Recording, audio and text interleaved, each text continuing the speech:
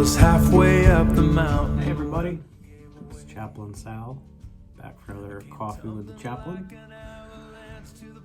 Another episode while I sanitize my hands. So I thought I would come today to you and talk about scars. Scars.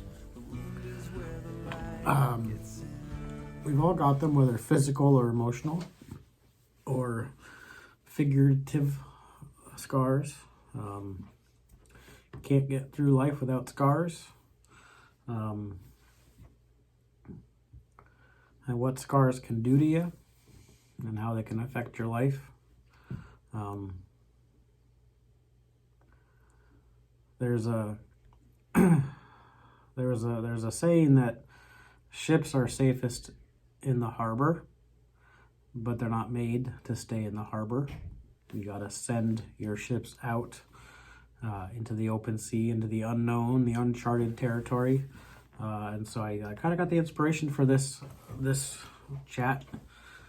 Today there's a Toby Mac song called Scars Come With Livin'. And he says he wrote the song because he got to the point in his life, he has several kids. He got to the point where he had to send his ships out of the harbor. His kids being the ship and the harbor being the family, his home. He has to send them out. And he says, the people I love the most are going out and facing the pain, the struggle, and the temptation of this crazy world. I'm very aware of the scars that come with life's journey. But sometimes we insulate those things from the ones we love, our children. So to see them go out there and do this real world, it's painful. And he says, I wrote this one for my boy. I wanted him to know that I'm here for him and God is there for him. So lift your head, my son, to where your help comes from. Lift your head to where your help comes from. You know, God doesn't say we won't go through hard times, but he does say we won't go through them alone. With a newborn, I want my son to have a good life. I want to protect him, but I know he has to, as he grows up, he has to go out and he's got to get some scrapes and some cuts and some bruises, and that's how he learns. That's how we all learn. I've got a scar there on my hand. I don't know if you can see it. From a time I got angry and put my hand through a window. Learned 2 things. Don't put your hand through a window. And, learn how to manage your anger. But scars can also make us fear. There's a reason why when we injure ourselves or we touch a hot flame, we recoil.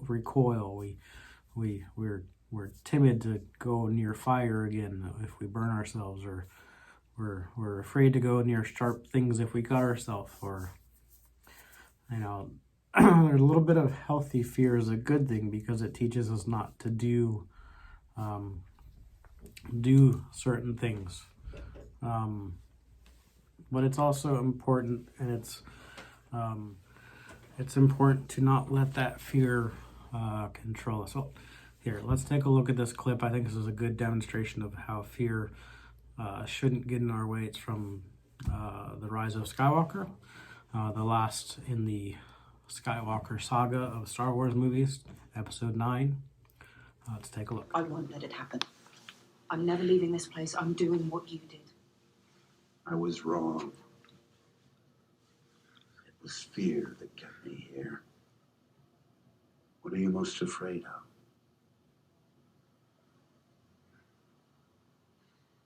Myself. Because you're a Palpatine. Leia knew it too. She didn't tell me.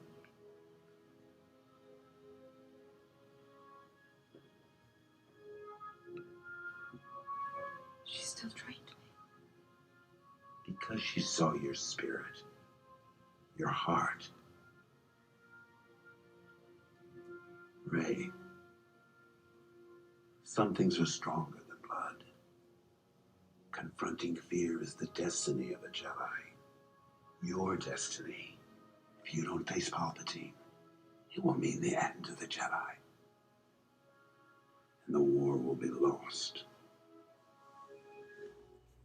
So you have to put yourself out there. You have to face your fears. It's the destiny of the Jedi to face their fears, to confront fear. We as people need to confront our fears. I spoke on an earlier video about how God, even though I walk through the valley of the shadow of death, I will fear no evil, for thou art with me.